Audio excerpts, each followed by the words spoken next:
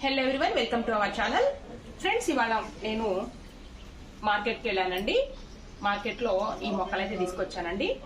మాకు ఇక్కడ నల్లపాడులో నర్సరీ ఒకటి ఉంటుందండి. తర్వాత మార్కెట్లో ఇలా మొక్కలు అమ్ముతూ ఉంటారండి. మామూలుగా మొక్కలు అలాగే విత్తనాలు అమ్ముతూ ఉంటారు.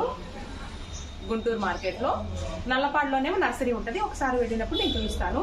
ఇదిగోండి కలర్స్ చూడండి. ఇది వచ్చేటప్పుడు వైలెట్ కలర్, ఇది వచ్చేటప్పుడు మెరూన్ లా ఉంది. తర్వాత ఎల్లో కలర్ అండి. ఇవైతే కట్ చేద్దాం. ఫస్ట్ నేను సాయిల్ కూడా రెడీ చేస్తున్నాను. అసలు ఎలా పెడుతున్నాను ఏంటి అనే దాని గురించి నేను చెప్తాను. నేను మార్కెట్ నుంచి తేగానే తడి బట్టలో పెట్టేశానండి. తడి బట్టలో పెట్టేసి పక్కన పెట్టేశాను. ఓకే, వీటన్నిటిని సెపరేట్ చేసుకుందాం. ముందు ఒక్కొక్కటి మొక్క అనమాట. ఇదొకటి, ఇది వచ్చేటప్పుడు కనకాంబరాలండి. ఇది తర్వాత ఇవి గుత్తి వంకాయ మొక్కలు అనమాట. గుత్తి వంకాయ ఇదేమో కనకాంబరాలు. ఇవి తర్వాత మనం నాటుదాము. ప్రజెంట్ అయితే కనుక ఈ మూడింటిని మనం నాటుదాం. ఎలాంటి మట్టి తీసుకున్నాను ఏంటి అనే దాని గురించి, అలాగే కుండీ సైజు అన్ని కూడా నేను ఇప్పుడు మీకు ఈ వీడియోలో ఎక్స్ప్లెయిన్ చేస్తాను. ఓకే, ఇదిగోండి సాయిల్ చూడాలి కదా మీరు ఒకసారి. ఇదిగోండి, ఇవి 3 తీసుకుందాం మనం. ఇదేంటంటే ఆల్రెడీ నా దగ్గర నేను చెప్తాను కదండి, మొత్తం కూడా నేను ఆకులు, తర్వాత కిచెన్ వేస్ట్, తర్వాత గార్డెన్ లో తీసేసినటువంటి కలుపు, ఇవన్నీ కలిపితే కలుపు మొక్కలు అన్ని కలిపితే ఇదిగోండి ఇలా వచ్చింది. 2 months పైనేనండి. ఇదిగో ఇలా ఉందండి. ఇదిగోండి, దీంట్లో ఎక్కువగా కిచెన్ వేస్ట్ అయితే లేదండి. ఆకులు అయితే ఎక్కువ ఉన్నాయి, కిచెన్ వేస్ట్ తక్కువ ఉంది. అందుకని ఆకులు కంప్లీట్ కావలేదు. అయినా ఏం ప్రాబ్లం లేదండి. దాదాపు 90% కంపోస్ట్ అయిపోయిందండి. ఇదేంటి అంటే ఇది కూడా అంతేనండి. దాదాపుగా దీంట్లో కిచెన్ వేస్ట్ ఉందండి. దీంట్లోనేమో ఆకులు ఉన్నాయి అన్నాను కదండి. దీంట్లోనేమో కిచెన్ వేస్ట్ చేసినటువంటి కంపోస్ట్ అనమాట. ఇది కిచెన్ వేస్ట్. అయితే మనకి ఆకులు వచ్చేటప్పుడు మనకి కంప్లీట్ గా కంపోస్ట్ అవడానికి టైం పడుతుంది.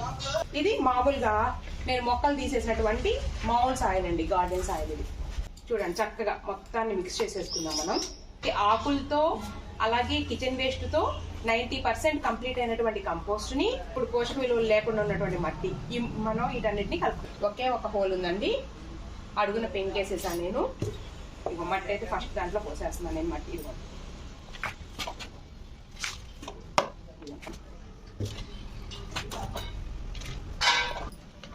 చక్కగా కదమండి. మన దగ్గర కంప్లీట్ గా ప్రాసెస్ అయినటువంటి 100% ప్రాసెస్ అయినటువంటి కంపోస్ట్ చుట్టూ వేసేద్దాం.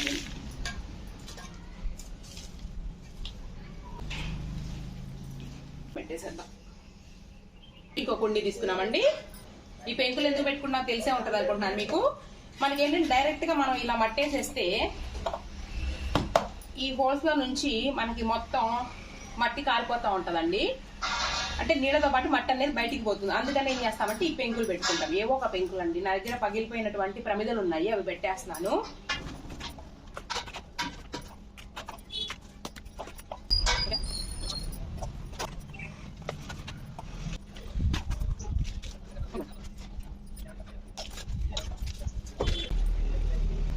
ఇంక ఇది కూడా పక్కన పెట్టేద్దామండి.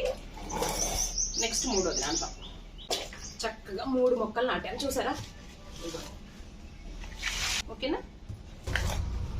ఓకే అండి, ఇది మన వీడియో. ఇవాళ 3-4 days తర్వాత ఇవి ఎలా ఉన్నాయి ఏంటనే దాని గురించి నేను మళ్ళీ ఇంకో వీడియో చేస్తానండి.